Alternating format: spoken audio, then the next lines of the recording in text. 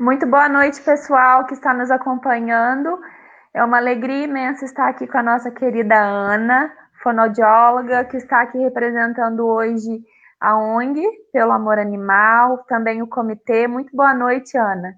Boa noite a todo mundo. Obrigada pelo convite, Séfora. Fazia tempo que a gente estava combinando de fazer esse encontro, né? Essa conversa. É verdade, Obrigada pelo finalmente convite. saiu. Que é isso, é uma honra pra gente. Pessoal que está nos acompanhando aí, se você gosta dos animaizinhos, né? Se você tem gato, cachorro, nós vamos estar falando hoje bastante sobre a, a ação, né, pró animal, né, Ana? Que, por sinal, precisamos de muitos voluntários, né? Eu acho que assim as pessoas estão se conscientizando, né? Que o fato da gente ser uma espécie com mais condição, porque a gente tem mais condição cognitiva, né? Nós temos um, uma supremacia intelectual sobre as demais espécies, mas isso não quer dizer opressão às outras espécies, né? Então, o especismo é aquela tendência do ser humano achar que pode, né, se sobrepor, tem mais direitos do que as outras espécies do reino animal. E assim a gente vai mostrando que os animais eles têm direito a uma vida boa, a uma vida digna, né? É E a verdade. gente tem algumas críticas, por exemplo, por que vocês não cuidam de gente? Aí eu falo assim, ótimo que você cuide de gente, bom trabalho para você. Nós podemos trabalhar junto. É que geralmente quem faz essa pergunta não trabalha nem com um nem com o outro. É só mesmo É para verdade. criticar, sabe? Ai, mas tem tanta criança na rua. Que bom que você viu. Que bom. Aí a gente soma. A gente não quer animal na rua, você não quer criança na rua. Olha que mundo bacana que vai ficar. Não precisa criar antagonismo e não precisa direcionar o que a gente tem que fazer da nossa vida, né? É verdade. Se criássemos parcerias, né, a todos os problemas que nós encontramos, né, focássemos a solução, o mundo seria mais cor-de-rosa, né? Eu acho. Eu acho que o mundo vai é, vai reverenciar as parcerias, porque ninguém pode tudo, ninguém sabe tudo. Então, cada um fizer um pouco, vira muito, né? O que eu acho que a gente tem que Com certeza. diminuir é a capacidade de ficar tirando pedra, né? Porque atirar pedra é muito mais fácil. Às vezes você não está na situação e fala assim, nossa, mas que cachorrada! Vocês não vão dar conta, não? Aí você explica, olha, a gente desde 2015 está numa parceria público-privada, em que a gente está fazendo um trabalho em cima da solução do problema, segundo as pesquisas, né? Só que isso leva um tempo. Então, o nada, não está fazendo nada, machuca, sabe? Se você não tem uma estrutura de saber o que você está fazendo.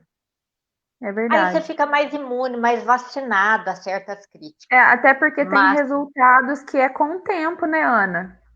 Nós é, vamos a gente, plantando para que daqui a um tempo, de fato, apareça o trabalho que foi feito, né? na verdade, assim, às vezes eu passo, enquanto eu estava trabalhando de modo presencial, eu vou de carro, e aí eu falava assim, nossa, hoje eu não vi nenhum. Eu costumo ficar vigiando, sabe? E realmente tem dias que a gente já não encontra mais. Tem dia que a gente encontra. Tem dia que a gente não encontra. Então, a gente vai vendo que o trabalho ele vai acontecendo, né? Se a gente tiver paciência, perseverança, persistência. Céfara, eu recebi uma mensagem de que não estão conseguindo entrar. Será que tem que fazer alguma coisa com aquela link que você me passou? Não, aqui a nossa live está rolando normalmente. Tá, eu estou Para você recebendo e não tá algumas mensagens aparecendo? aqui. Não, é uma Ah, do pessoa pessoal? que tentou entrar naquele link e não conseguiu. Ah, nós estamos do Três Pontas e aí a pessoa conectar com. Ah, agora deu certo. Deu. Foi? Foi. Ana, pegando um pouquinho do que você falou sobre as críticas, né? O pessoal fala, não tá fazendo nada pelos animais, enfim. Tem coisas que, de fato, é importante até a gente evidenciar como uma live como essa, para que as pessoas tenham conhecimento do trabalho que está sendo feito, né? O que está sendo feito, de que forma, de que maneira deve ser trabalhado, e até mesmo, antes da gente entrar nesse mérito do voluntariado, eu queria te perguntar de que forma surgiu a iniciativa da castração, como é que surgiu essa ideia? Tá. Então, a gente estava em 2015, vou te passar o contexto. Numa Sim. situação em que, assim, a quantidade de animais na rua interferindo na vida social, com muitas ocorrências de mordida de motoqueiro, né? Sim. Então, nós estávamos eu já estava na ONG, eu não era presidente ainda, e a gente fazia reuniões, e a gente já tinha visto que a gente tinha que ter, vamos dizer, ações e cada grupo trabalhar com uma ação diferente, né? Então, ia ter que ter quem trabalhava com a parte de lidar com a origem do problema, quem trabalharia com a consequência, que é, por exemplo, um atropelamento, quem trabalharia com a parte jurídica, né? E aí, nesse íntere, a parte assim de muita ligação para a presidente, ela recebia ligações de pedido de ajuda o tempo todo, ela foi desanimando, sabe? E aí teve uma eleição para presidente e eles falaram, Ana Cláudia,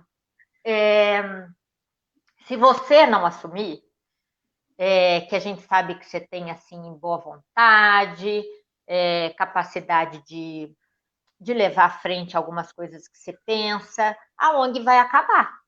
Eu falei, nossa, gente, que isso? E aí caiu no meu colo. E muita ocorrência, eu falei, eu não quero telefonema de ninguém, porque a gente ficar atendendo casos isolados, nós não vamos chegar a lugar nenhum. Eu tenho a minha profissão, é um trabalho voluntário, o voluntariado é nas horas vagas, na hora que tem disponibilidade. Nós temos uma equipe pequena, todo mundo na mesma situação de voluntariado. E aí eu pensei, gente, eu não quero ter o mesmo destino, né? De ter que desistir, porque eu realmente não estou dando conta. Então, eu vou batalhar, a minha área já era meio a de castração, eu olhava nas ONGs grandes, Arca Brasil, a Luísa Mel falando, e era bem garrafal, assim, nos sites deles. Não acolhemos, nós castramos. Quer castrar, procura o hospital veterinário tal, não sei o quê. Eu falei, gente, é por aí, então. Então, o meu mandato, ele vai buscar isso. E aí teve uma ocorrência entre foi numa missa, num evento, em que tinha uma denúncia que os que estavam ajudando, dando apoio à cerimônia, estavam maltratando os animais, porque tinha ocorrência de cachorro fazer xixi no véu da noiva, dormir no véu da noiva. Então, o que acontece? É constrangedor, ninguém quer um cachorro fazendo xixi no véu da noiva. Aí teve uma passeata de protetores na porta da igreja. E na época o padre Edinaldo, o padre, ele era muito querido e só sei que eu fui escalada para deu uma briga lá na igreja, eu fui escalada para tentar pôr panos quentes. Aí Gente. ele me xingou tanto, Céfara. Vocês não podem criar problema com uma instituição milenar como essa. O que vocês estão pensando? E eu fui e falei, não, padre, pelo amor de Deus, eu estou representando aqui, estou pedindo desculpa. Nós vamos precisar de alguma solução, eu já tenho um plano na cabeça. O senhor pode ficar tranquilo que nós vamos resolver. Não, porque eu já fui, eu sou protetora, eu já fiz várias missões. E aí eu fui e bati na porta do prefeito. Isso em 2015. E chamei um monte de gente da diretoria da ONG. Falei, gente, vamos lá, porque nós precisamos de ajuda. E chegamos lá e explicamos. Falamos, ó, nós estamos quase que sendo excomungados aqui, quem é católico, porque a briga ficou feia demais. Não, porque agora vocês vão ter que se retratar publicamente, porque nós não maltratamos, é porque a situação ficou difícil ali. Aí eu fiz uma retratação, né? E fui, falei tudo isso, prefeito. Aí ele até falou na época, ele falou assim, você acredita que eu estava na missa e o povo começou a me olhar torto? Porque eu vi isso. Você está certa, isso tem que acontecer, isso tem que resolver. Ah, mas eu já trabalhei com a Maíra. Mas ela não gostava de trabalhar para a prefeitura, porque, não sei, questão de recebimento, tem umas burocracia mesmo. Mas se você chamar ela lá, eu tenho uma ideia. Eu falei, olha a missão. Fui lá, bati. Maíra, seguinte, eu sei que a tua formação é diferenciada, porque você já veio querendo castrar, com essa intenção de castração em massa. Isso não é comum. Pelo menos naquela época, não era comum. Inclusive, eu falei isso com o Noraldino Júnior, que é um deputado ligado à causa animal, deputado estadual. Eu falei, o senhor precisa usar do seu poder, né, instituído, para ver se as cadeiras de veterinária, né, se surge cadeira de castração, matéria na escola para formar. Boa ideia e tal, mas na época não tinha, então eu precisava muito da Maíra estar conosco, já que o prefeito tinha chamado. Não sei, já trabalhei, era pelo SUS, foi bacana, mas não sei. Trabalhar para a prefeitura é muito engessado. Vamos lá, pelo amor de Deus. Você vai só escutar? Tá bom. Fome deu tudo certo, Cefra. Criou-se uma parceria público-privada, que existe até hoje, em que a prefeitura repassa para a ONG. Então, o veterinário trabalha para a castração, contratado pela ONG. A gente faz um plano anual em que a gente mostra o que a gente quer, qual é o nosso projeto, qual é o nosso programa, quais são os objetivos, quais as metas, e que a gente tem esses parceiros veterinários a tal preço. Certo? Bacana. E aí entra numa licitação. Se por acaso isso tem que ser exposto, né? Se por acaso nossa proposta é vitoriosa, a gente vai e faz o serviço. Estamos assim há 5 anos, já passamos por 3 prefeitos diferentes, e o resultado é que a gente tem visto, além do aumento do número e da procura, sabe? Muita gente agora, eu ando na rua, então a Tânia anda na rua, a diferença era assim, nossa, socorre, nossa, eu não quero mais, nossa, me ajuda, nasceu 15.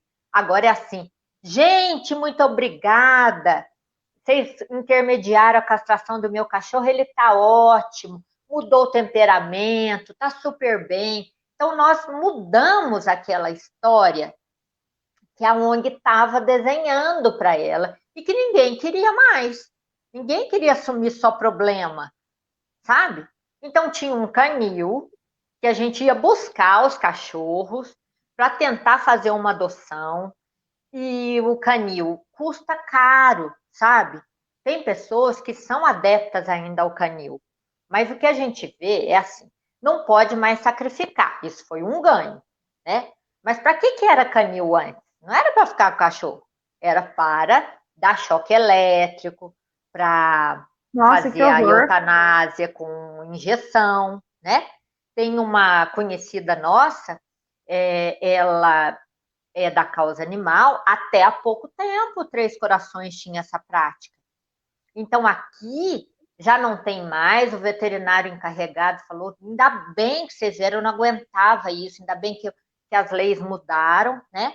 Mas o que acontece? Teve uma enchente uma vez que matou os cachorros lá, Nossa. no canil, e gasto com pessoal, limpeza, material de limpeza. Os cachorros ficavam doentes, porque ali é um cercado, né? Não tinha atenção, não tinha recreação, não tinha cuidado. Então, o que aconteceu? A gente batalhou para que o poder público entendesse que canil é igual, vamos supor, igual, não. A gente sabe todo um trajeto da situação manicomial, que hoje é uma luta para que não tenha mais manicômios. E com o canil é a mesma coisa. A gente quer uma mudança de mentalidade na sociedade, né? Porque o procriar, criar vagas em canil. Tem uma cidade aí, por exemplo, que o prefeito foi alugando casas. Ela tem um nome de SOS que confunde a população, ou seja, pode entregar, para socorrer esse tipo de, vamos dizer, de situação. E as pessoas ligam lá e falam assim: você não vem pegar? Os filhotes já estão aqui, tão grandes já. E vai tendo que alugar casas, espaços.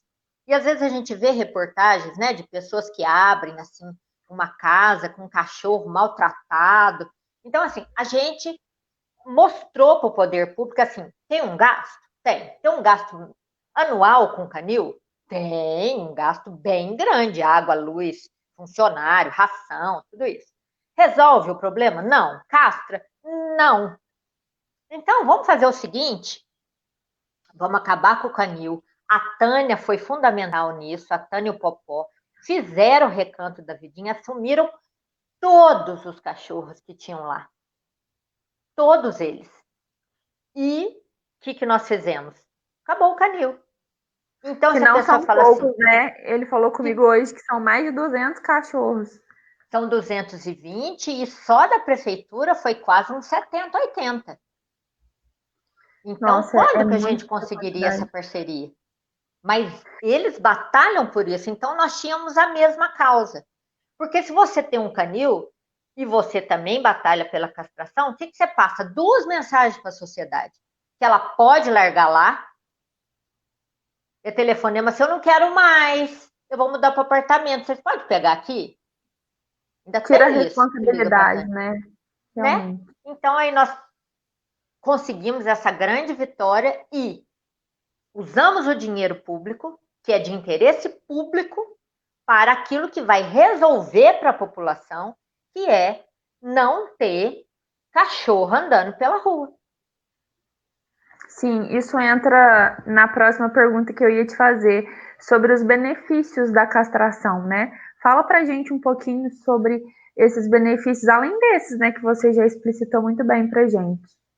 Então, além da redução da superpopulação de cães e gatos, que é o que a gente quer, é que para adotar, a Tânia, por exemplo, escolha. Não, você não. Tem muita criança ali, vai puxar a orelha dele, eu não quero. Não, você trabalha o dia inteiro, o cachorro vai ficar muito sozinho.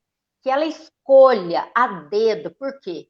Porque a pessoa tem muito amor, lutou muito para aquilo e não vai deixar o cachorro exposto na rua. Então, reduzir essa superpopulação e valorizar o cão sem raça definida, o cão com raça, mas é porque a diferença ainda é muito grande. Tem gente que paga por aquele, como que chama aquela raça chique, agora Lulu da Pomerane, é 5.000. Eu tenho um primo que comprou uma Bug, 5.000, aí ela adoeceu, ficou mais 6.000 de clínica veterinária. Então, assim, com 11.000, gente, a gente faria a festa, né? Mas as pessoas querem, têm o direito, é legal.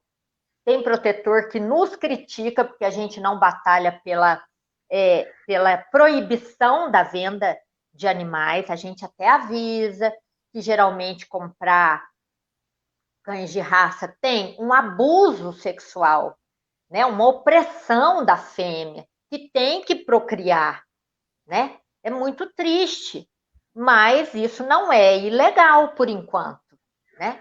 Igual comer carne, não é ilegal. E tem gente que fala que a gente não serve para nada porque a gente não batalha sobre isso. Então, independente de me perguntar se eu como carne ou não, ela me ataca. Então, a gente recebe mesmo crítica de quem é extremista na causa animal e não aceita que as pessoas sejam carnívoras e quer que a gente lide com isso. E tem pessoas também que não suportam o animal, não quer ver isso, implica com a causa animal, né? E a gente tem que ir levando, tentando dialogar, tentando chegar num acordo. Com esses que não querem cachorro na rua, nós também não queremos. Com esses que não querem que as pessoas comam carne, isso é um processo. A cada ano, mais pessoas têm deixado de comer carne por razões éticas. Porque, em termos de língua, de paladar, a carne, que é aquele tempero na fibra, eu entendo. Eu não como carne, mas eu entendo que aquilo traz uma gratificação. E como analista do comportamento que sou, eu entendo que as pessoas vão fazer muito mais, não pela cabeça, ela pensar no processo do abate do animal, ela até não come, até embrulha o estômago, mas ela não pensa nisso, ela vê o prato pronto. Então, aquilo dá um custo de resposta para ela muito pequeno. Então, ela fala, ai, deixa para lá, e vou fazer, igual um fumante. Ele não pensa no mal que faz, ele pensa na gratificação daquilo. Então, nós temos uma questão ética que precisa martelar e dar um custo para a pessoa comer e falar assim, gente, isso aqui é sangue, isso aqui é uma marretada. Mas enquanto não houver, enquanto tem gente que fala, ai, que chata, sai para lá, eu não tenho o que fazer, né? Porque a gente segue. Existem verdades que são duras, né? É como você disse, as pessoas elas têm o direito, é legal, mas você tem toda a razão. Se a gente for analisar o ato em si, né, oriundo antes que a carne seja preparada, todo o processo, isso deveria gerar uma reflexão, sim, uma introspecção, eu diria, né? E isso vai acontecer, está acontecendo, essa questão da exportação, como que é feito, eles têm que ser vivos, e isso cria neles uma produção hormonal que isso passa para o organismo. Mas aí vem as nutricionistas e falam assim, mas escuta, a proteína animal vai te fazer falta. Então, tem situações que a gente vai ter que ir se adequando, vendo o que dá para contemplar os grupos, né, os diversos grupos na nossa sociedade, e o que baliza é a Constituição, o que respalda, o que vai dar um norte é aquilo. Porque é o que nós temos para hoje. Amanhã pode vir uma emenda, mas o que temos hoje é essa, e ela diz que comer carne bovina, suína, ovina, não é crime. E não adianta eu ser cobrada por uma coisa que não é crime. Sim. Ana, como é feito o processo da castração, por exemplo? Hoje de tarde eu tenho costume de caminhar ali no aeroporto e eu junto à minha mãe nos deparamos com 3 filhotes e a mãe, e até tinha uma criancinha que falou assim, moça, eles vão morrer também. Eu achei até estranho. Aí eu falei assim, mas por que você tá falando isso? Ela falou assim, porque toda vez que ela dá cria, os filhotes morrem, porque ela fica abandonada. Ela já é conhecida ali, né? É comunitária. Justamente. É comunitária. Então, e assim, embora eles auxiliem, embora o pessoal ajude, né, leva uma ração, um leite, alguma coisa assim, como é que a população deveria agir assim? Qual é o conselho da ONU em casos assim? A gente tem os agenciadores que vão marcar a castração. Então, você pode ligar ou para a Tânia, para o próprio consultório veterinário, que é a Maíra, o Ronan e o Gustavo. Eles já têm o contato dos agenciadores e eles fazem esse contato. Ó, tem uma vaga aqui, eu ainda tenho, eu vou castrar, e depois, na hora da gente apresentar a prestação de conta para a prefeitura, essa pessoa, essa foto, essa ficha, essa assinatura é apresentada ao poder público, né? Então, as pessoas podem procurar, ou ligar para a Tânia, ou ligar para os próprios veterinários, tem outros telefones também, mas eu prefiro assim, numa live, não expor, às vezes as pessoas, por exemplo, a Nela está apanhando café agora, ela tem uma propriedade, né? Então, às vezes a pessoa não vai achar. Aí eu sugiro o telefone da Tânia ou mesmo dos veterinários que tem na internet. Aí, por Sim. exemplo, além de evitar que essa cachorra tenha cria, qual é a vantagem dela castrar? Ela vai evitar doenças do aparelho reprodutor, câncer, né? Tanto macho quanto a fêmea, cão e gato. A gente evita doenças, câncer de mama também, câncer de ovário, de testículo, que ao decorrer da vida pode ser que aconteça. E a gente evita também aqueles transtornos do cio, porque no cio baixa a imunidade da fêmea. Então dá pelada, ela fica doente, ela pode pegar algum carrapato, porque ela fica mais enfraquecida. E não Vulnerável, tem né? aquele transtorno de 10 cachorros atrás de uma fêmea, que a gente vê de vez em quando ainda. Há uns 2 anos atrás, tinha uma pequenininha e ela estava no cio. Eu tentei parar o carro, ela ia para a contramão. E eu falava, nossa, eu parei no meio da rua uma hora, me ajuda, só que o cachorro te avança. Então tem o outro brigar. Então, esses transtornos causados por cio, pela época do cio, de uma cadela na rua, ela cria muitos transtornos, uma barulhada, uma cachorrada latindo. Então, tem mais esse benefício de castrar. Muito bom. Agora, para a gente finalizar essa parte da castração, eu gostaria que você deixasse, né, um encorajamento para o pessoal quanto ao voluntariado, quanto a abraçarem a causa, né, com relação a situações como essas, de ver uma cadela, no caso, ter, né, assim, sentir que de fato ele pode ajudar, ter essa proatividade em auxiliar, né? Nós contamos com todo mundo para que a gente tenha essa ideia de que os animais eles têm direitos agora, é uma lei federal. Portanto, o maltrato é crime. E um abandono é crime, um atropelamento é crime. E que as pessoas precisam se responsabilizar. Às vezes é um atropelamento doloso, né? Então, o que acontece? As pessoas precisam acudir, precisam dar socorro, porque senão, às vezes, ela pode ser filmada e isso pode dar um problema para ela. Ao mesmo tempo, as pessoas que têm cachorro, que entendam que um cachorro que está acostumado, mas ele gosta de sair na rua, que ele saia com o dono, né? Se for um cachorro bravo, com fofinheira, ele tem um horário de passear, mas isso seja sob controle de um ser humano que pode trazer este animal para convívio daquele período. Se você deixar um cachorro o dia inteiro, ele vai furar um lixo, ele vai brigar, ele vai estar exposto a atropelamento, a envenenamento.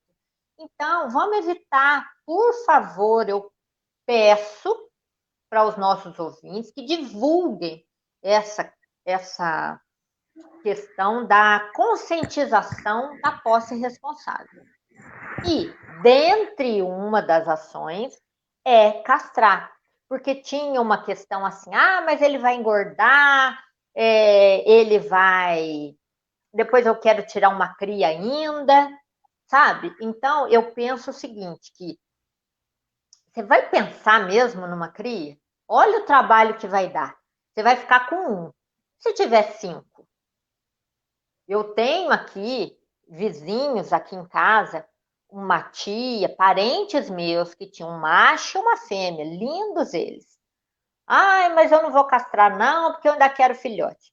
Resultado, A cada ano apareciam 5.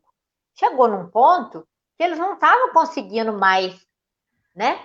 Acabava que Controlar. toma aqui, tentava desovar, sabe? E às vezes a pessoa não sabia falar não, e ficava aquele custo adicional, porque é um cachorro grande, que exigia um gasto com ração mensal. Então, com muito custo, eu fui conseguir. A cadela estava com uma doença no útero. Ao abrir, a Maíra tirou o útero dela, a gente achava que era porque estava comendo muito, depois de uma última gravidez, ela estava com o útero todo infeccionado. Então, Nossa. além do trabalho de castração, nós temos isso. O veterinário, a hora que abre, pode ter ali uma demanda de um tratamento e acontece tudo pelo mesmo preço. Ela tirou o útero e não teve acréscimo nenhum, porque já tinha aberto mesmo, era só tirar, né? E tá ótima. Emagreceu, não tem mais problema, porque quando ela entrava no cio, tinha que esconder o macho. Ele ficava bravo, queria bater nela, É bater em uma mão todo de mundo. obra, né? Uma mão de Eu obra, tenho, eu tenho 14 resolveu. cachorros aqui em casa. Inclusive, eu Nossa, vou precisar mandar castrar umas fêmeas hum, aqui, porque eu já tirei muito filhote. Mas é uma manda luta ver. mesmo, É porque uma é o luta. clamor da natureza, né, Ana? Quando a cadela Hormônio. tá no cio, não adianta. Não adianta, é uma necessidade e é gratificante para eles. Então, nós temos que ter esse cuidado mesmo. Mas nós temos, por exemplo, você tem 14, né? Tem senhoras aí que a gente atende que tem 20, 30 gatos. E onde vai parar? Meu Deus, 30 É gatos? exponencial. Vai virando 60 em pouco tempo. Nossa, é muito, né? A gente, quando Nossa, gosta, gosta mesmo, né? Eu acho que até gosta. a energia atrai, mas de fato tem que ter, mas tem que cuidar, né? Não Tem que pode deixar, planejar. justamente, deixar jogado. Falando em planejar, mudando um pouquinho agora de assunto, nós não planejávamos nem esperávamos que iríamos enfrentar dias difíceis, como estamos enfrentando agora, né, Ana? Verdade, E eu difícil. gostaria que você falasse um pouquinho para a gente sobre o Comitê Alimentar, que muito tem ajudado, né? Várias famílias têm sido beneficiadas, porque existe sim o apoio da assistência social, mas também existiram as pessoas que entraram numa situação de vulnerabilidade que talvez não poderiam aguardar os trâmites, né? E eu gostaria que você falasse um pouco para a gente sobre como surgiu essa ideia e depois como ela tem sido implementada. Tá. Nós tínhamos essa parceria, então, público-privada com a prefeitura para a castração. E assim que começou a pandemia, em 16 de março, né, as escolas foram interrompidas. Eu parei de trabalhar, eu sou fonoaudióloga, fiquei muito preocupada com a minha situação. E eu comecei a pensar como que seria para as pessoas, né, em situação de vulnerabilidade e para os voluntários que atuam na área social, né, distribuindo cesta. E eu comecei a ligar para as pessoas que atuam, né, em ações caritativas ou de assistência social. E eles me falaram que isso estava realmente sendo um motivo de muita preocupação, porque eles não tinham uma parceria com a prefeitura. Eu perguntei e eu pensei, gente, pois se eu, através da ONG, representando a ONG, com o apoio do Popó, a gente tem uma parceria público-privada que tem R$ 200 mil ano. Como que esse pessoal da assistência social, voluntário, não se apresenta para o poder público? E como eu me apresentei em 2015, a gente precisa se apresentar, sabe? O poder público é uma potência, é onde tem o poder, a caneta, o dinheiro, o recolhimento dos impostos, mas ele não tem assim essa agilidade que o voluntário tem. Eu descobri, eu aprendi isso como presidente da ONG, né? Eu não tinha essa ideia de como unir essas duas pontas é tão importante, potencializa tanto um trabalho. fica um lado trabalhando no jeito que dá, né? E fica do outro lado trabalhando do jeito que dá. Sendo que essas duas potências, quando se unem, elas elevam esse poder de ação. Sim. E aí, o que acontece? Eu falei, olha, aí o discurso era o mesmo. Então, Séfora, aliás, o Popó te procurou, falou, olha, na iniciativa da ONG, que eu tenho parceria há muito tempo, você falou, mas o que é isso, né? E procurou você como representante de uma parcela do segmento evangélico atuante na sociedade em ação caritativa e ação social. Do mesmo jeito, nós procuramos outros grupos ligados a entidades religiosas ou de associação de bairro. Eu fui ligando, então o discurso era o mesmo. Olha, eu sou representante da ONG, uma associação civil, e eu tenho uma parceria, e eu queria convidar vocês, nesse momento, para a gente se unir e formar um grupo coeso, ligados a entidades diferentes, mas com um único objetivo: levar, neste momento, cesta básica e alguns complementos para as famílias em situação de vulnerabilidade. Você tem um cadastro aí? Aí fui perguntando, lembra? Sim. Não, eu tenho um cadastro. E cheguei na prefeitura. Falei, escuta, não vai ter aula. Eu estou sabendo aqui que foi interrompido. Como que vocês estão pensando em fazer? Eu tenho aqui cadastros. Nossa, Ana, mas a gente sempre procurou por esses cadastros e uns mandam, outros não. Não sei se isso vai funcionar. Falei, gente, e agora? Aí eu tinha essa missão, pegar todas as listas. E numa bela manhã, eu conversando com a Laura, minha prima, falei, não, então, nessa pandemia, ela trabalha na minha área de tecnologia, né? Falei, agora nós vamos ter que unir esses cadastros. Ela falou, eu posso fazer isso para você? Então, todo mundo começou a mandar lá para a minha área, através de e-mail, através de ir lá. E ela começou a padronizar. Nome, endereço, bairro, lembra? Séfora, esse aqui está sem nome, sem bairro, assim não vai. A prefeitura tem um padrão.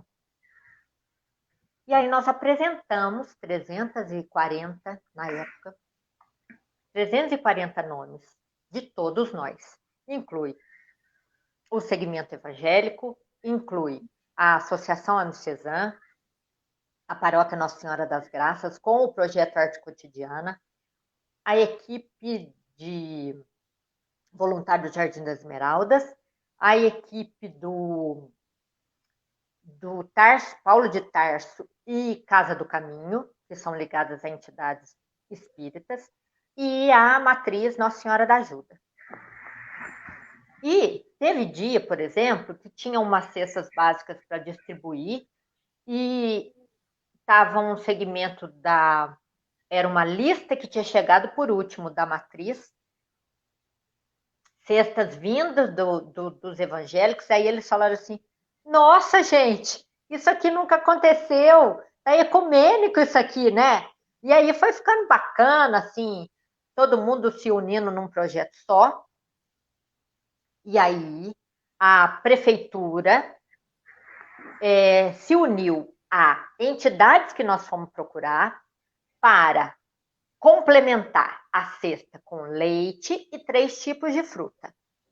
E também o SAI nos ofereceu cloro ativo para incluir na cesta.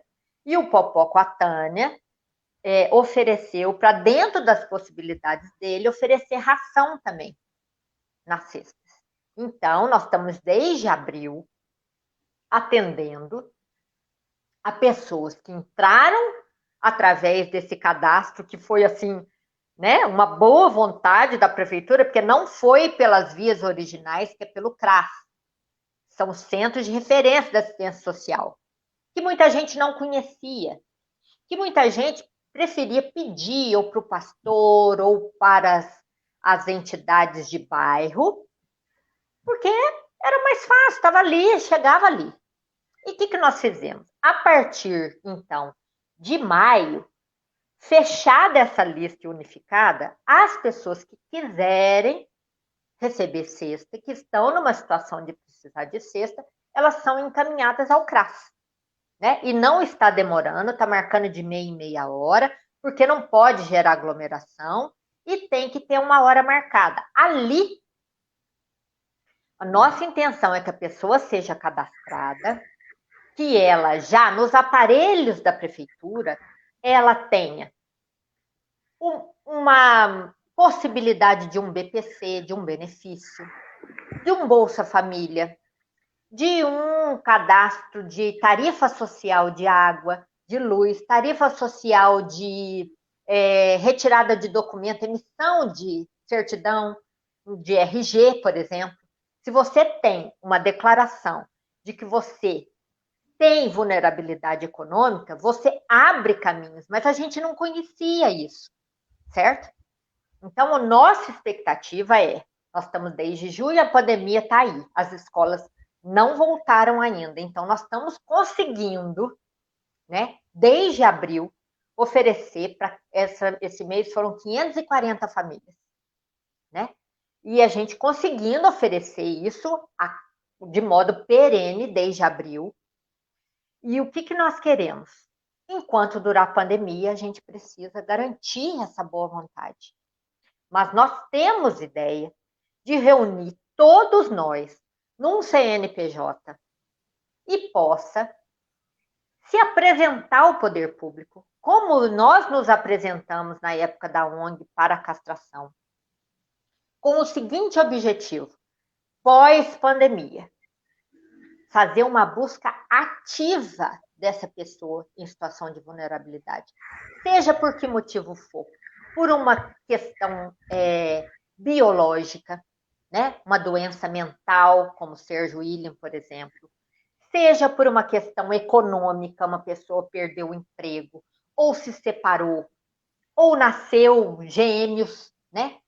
Ou vítima de violência doméstica, nós vamos procurar, porque o voluntário faz isso. A prefeitura não faz o que um voluntário faz. Os profissionais, os servidores, eles têm seu valor. E o voluntário tem seu valor. Quando um encontra o outro. Eu falo que o voluntário pé no barro é aquele que vai lá na casa. Ele abre a porta, ele tem uma autoridade, ele vai olhar o armário da pessoa. As pessoas têm confiança nele. Muito mais do que, às vezes, uma assistente social com toda a qualificação. Não é demérito. É uma questão de estar próximo. Um pastor, por exemplo, eu acredito que vocês ligados à ação social, vocês recebem, aconselham, orientam, né? E a pessoa confia muito em vocês. Vocês falam assim, vá no CRAS, a pessoa vai. E nós queremos que ela chegue lá, porque ali o Estado conhece ela. Ali o poder público vai agir. Ali essa pessoa está cadastrada. E é para isso que nós precisamos lutar. Para que as pessoas saiam do anonimato, da onde o Estado não enxerga, e o voluntário enxerga. É demérito para o Estado? Não. O Estado, o poder público castrava 4 cachorros no mês, está castrando 200. Ele nos deu essa oportunidade. A prefeitura pode nos dar essa oportunidade, nós vamos achar essa pessoa, nós vamos buscar parceiro na sociedade, igual nós conseguimos com o Concep, que pagou para nós, doou para nós os complementos da cesta, né? E tem muita gente que chega para nós, por exemplo, o Lions Club, né? Que ofereceu as camisetas. A gente ajudar a distribuir nas cestas. Então, pessoas que estão nos conhecendo e estão falando, gente, essa ideia de reunir pessoas que na comunidade têm relevância, têm respeito. Quando nós fomos distribuir os cobertores, que aí também chegou para acrescentar na cesta, um trabalho de pessoas que já estavam fazendo sua campanha, que eu procurei, e quis trabalhar conosco a partir da apresentação de um cadastro único, né? E também nós fomos atrás da associação comercial que junto com o Festival Canto Livre, era para pedir um monte de coisa. Roupa, material de limpeza. Nós falamos, não, pede só cobertor. Nós precisamos de uma meta de 500 cobertores. Deu certo, eles entraram na nossa, muita gente doou, nós batemos a meta, distribuímos, né? E o que acontece? Além de distribuir isso na cesta, nós temos um serviço de intermediar itens de utensílio doméstico. Então a pessoa fala assim: vocês do comitê, vocês querem uma cama? Essa semana foi uma cama de casal, uma estante, uma colchão de solteiro. Beleza, nós queremos. Por quê? Porque nós temos uma lista de pedidos. Então, a gente faz essa doação, nós temos uma lista enorme, você vê lá no grupo, abril, maio, junho, julho, estão começando agosto, fogão, geladeira, mesa, estante, sofá. E isso, para nós, é um entrosamento das forças da sociedade. Esse entrosamento é que vai fazer a diferença. Individualmente, nós podemos, mas coletivamente, nós podemos muito mais. Nós aprendemos com tudo isso a importância do voluntariado mesmo, né, Ana? Muito importante. Focar a solução no sentido de que ainda que eu tenha que me juntar a outras pessoas, eu não posso fazer sozinho. Eu achei muito bacana essa tua iniciativa, porque trata-se exatamente desse pensamento, né? Eu tenho, de repente, uma visão quanto à solução, eu não posso fazer sozinho, mas eu posso encontrar semelhantes, pessoas que pensam, né, de forma igual, ainda que talvez não tão semelhante, mas, né, tá disposto, não, vamos, né, cada um faz um trabalho aqui, outro dali, e a gente vai conseguindo complementar. Isso é muito importante. Nesse momento, nós temos objetivos em comum, né? Então, é nisso que nós vamos nos apegar. Podemos ter posições políticas partidárias, posições ideológicas, posições da área da espiritualidade, mas, neste momento, nós queremos levar apoio daquelas pessoas que estão nessa situação. Então, é nisso que nós vamos nos pautar, né? É verdade. Ana, antes da gente finalizar, eu gostaria que você explicitasse para o pessoal que está nos assistindo de que forma que eles podem estar participando desse comitê. Tá. As doações de cesta básica a gente aceita, a gente tem um grupo que as pessoas podem doar, conhecendo as equipes que fazem parte, né? E nós também aceitamos galões de 5 litros para o SAI encher de cloro ativo. É uma necessidade nossa, nós estamos pedindo isso para a sociedade, né? Esses galões de 5 litros, porque aí a gente faz igual troca de gás. Enche e a pessoa entrega o vazio, né? E nós precisamos também que, por exemplo, a gente lança campanhas, precisamos de sofá, guarda-roupa. Guarda-roupa é um item que faz muita falta, tem muita demanda, muita necessidade. Então, se você tiver alguma coisa para doar, nós estamos aqui para fazer intermediação, dentro das nossas possibilidades, o mais rápido possível, porque às vezes a pessoa fala assim, tem jeito de tirar esse sofá hoje? Nossa, vamos dar um jeito. E a gente tem conseguido atender tanto quem quer se desfazer e saber que está sendo entregue para quem realmente precisa, quanto para aquele que precisa. Tinha uma senhora que a gente atendeu essa semana lá no Jardim das Esmeraldas, que ela tem um fogão, ela gosta de cozinhar, e só tinha uma trempe. E baixa. Nossa. Então, ela, para cozinhar o feijão, ela passava o dia inteiro e o almoço ia sair 5 da tarde, porque demorava, né?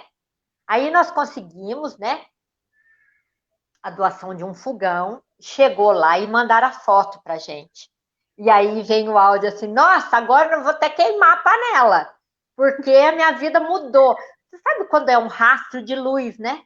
Você consegue fazer, às vezes a gente vê, tem dia que, nossa, eu estou atendendo agora de modo remoto, mas ao mesmo tempo eu olho o WhatsApp, tem um monte de demanda do comitê para resolver, e a minha função é essa, fazer a ligação entre partes, né? E às vezes eu falo, nossa, hoje eu não vou dar conta. Mas quando eu me deito, e eu sei que você pensa assim também, que a gente pensa que tem 600 famílias, entre 550 a 600 famílias, que receberam uma cesta com complemento de 2 litros de leite, 3 tipos de fruta, com cobertor, cloro ativo, às vezes ração, e um utensílio doméstico que estava fazendo muita falta, eu penso que valeu a pena cada segundo de aflição, de 1000 coisas para fazer, de Foi sentimentação de 3 gratificante, pontas. né? Eu acho que a gente tem muito que mostrar, porque em relação à castração nós somos referência. A Maíra fala, nós somos referência nacional. Na Cláudia eu ando, eu faço curso, eu falo para os meus colegas o que nós estamos fazendo. O Gustavo me falou a mesma coisa, que é o veterinário parceiro também. E eu acredito, Cefra. Minha irmã me falou isso, ela mora em Uberlândia, quando eu dei entrevista na Sentinela, mostrei essa nossa ideia, ela falou, Ana Cláudia, isso é muito, muito promissor, porque Com são certeza. entidades que têm uma proteção espiritual, um respeito da sociedade diante disso, e vocês têm essa união com o poder público, que é da onde saem os recursos.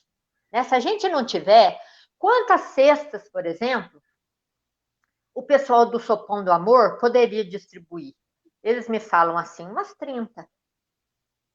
E às vezes tinha que picar uma cesta, porque eu olhava uma vizinha ali, não tinha nada, estava fora de casa, falando assim, eu não tenho motivo para entrar para dentro de casa.